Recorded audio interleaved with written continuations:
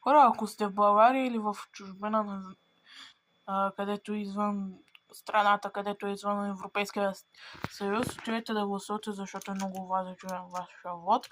Плюс това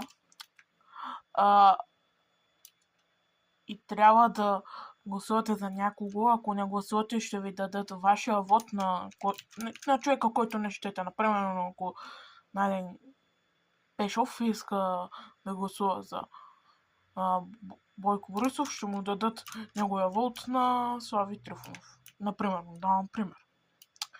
Плюс това, сори, че нямахме и последните седмици видеа, но се завършваме от сега. Ако колегата Боби ще дойде да снимаме, ако няма никакъв проблем. Иначе това е.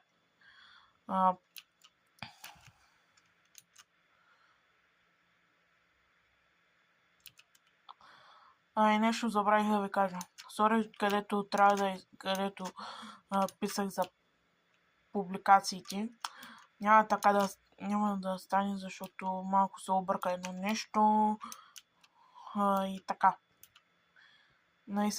Наистина много съжаляваме. Довиждане.